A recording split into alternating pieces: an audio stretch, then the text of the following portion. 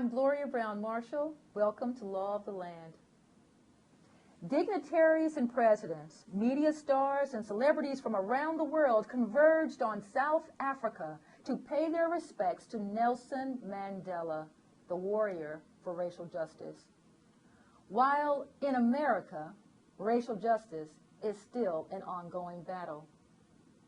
In 1918, Nelson Mandela was born into racial oppression. By 1948, South Africa legalized a racial segregation system called apartheid. It was based on America's separate but equal doctrine, which separated the races. In South Africa, the races were separated, white or African, and then into racial groups, black, colored, and Indian. Trained as a lawyer, Nelson Mandela challenged legal segregation and oppression of his people at a time when, in America, civil rights attorneys were fighting segregation as well. Mandela and Oliver Tambo established South Africa's first black law firm. Mandela joined the African National Congress and led a campaign of guerrilla warfare against his government. Captured and labeled a terrorist and sentenced to life, for which he served 27 years, mostly in solitary confinement. But on February 11, 1990, Nelson Mandela walked free from prison at age 62. Unlike Americans, Mandela did not deny hundreds of years of racial oppression. Denial could not bring about the forgiveness that Nelson Mandela offered to his fellow Nobel Peace Prize recipient, F.W. de Klerk, the last white president of South Africa. These men first met when Mandela was incarcerated. In 1993, Nelson Mandela said of de Klerk, "I would like to take this opportunity to join the Norwegian Nobel Committee and pay tribute to my joint laureate, Mr. F.W. de Klerk.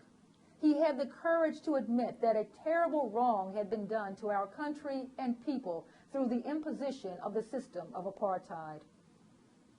In 1995, South Africa convened a Truth and Reconciliation Commission to allow those harmed by a century of racial oppression to speak, and those politicians who created oppressive laws, as well as those officers who brutally enforced those laws, to stand before once biased courts and admit to their crimes.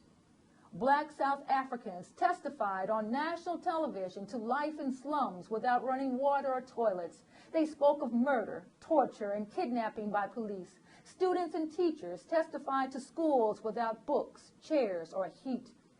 South African men and women spoke of searches, beatings, arrests, and living with constant fear. However, America has had no Truth and Reconciliation Commission.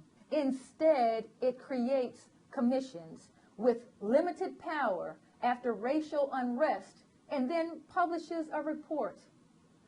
America's first race commission followed the Chicago riots of 1919.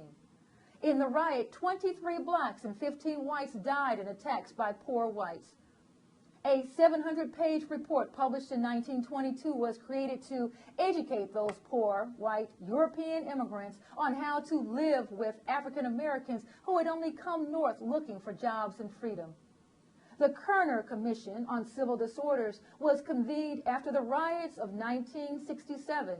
Its report warned poverty, police abuses, unemployment, and poor housing, and poor educational opportunities resulted from racism, led to unrest in urban communities.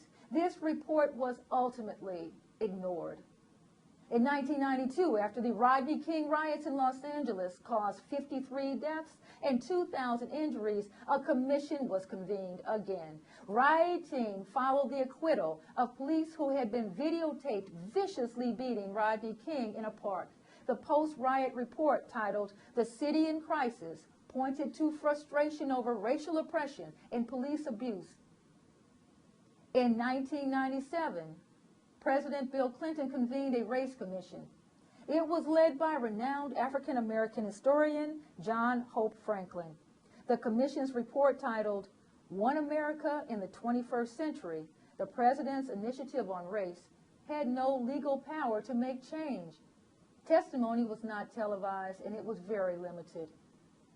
Without a Truth and Reconciliation Commission, America's history of racial pain will be left to fester. When Nelson Mandela became president of South Africa, he changed the Constitution and ended racially biased laws and police abuses.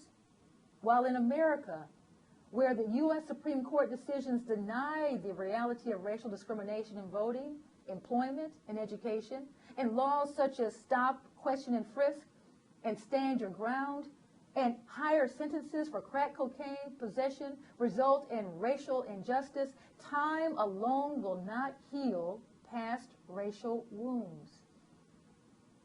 Segregation laws ended years before apartheid was defeated, but America's racial practices continue and tensions rise.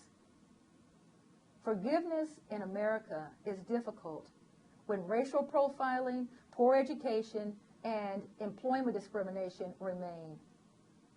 At Mandela's funeral, President Obama said, "Nelson Mandela reminds us it is always impossible until it is done."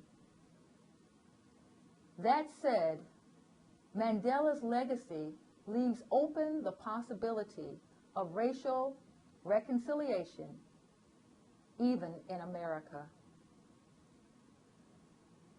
I'm Gloria Brown Marshall, and this is Law of the Land.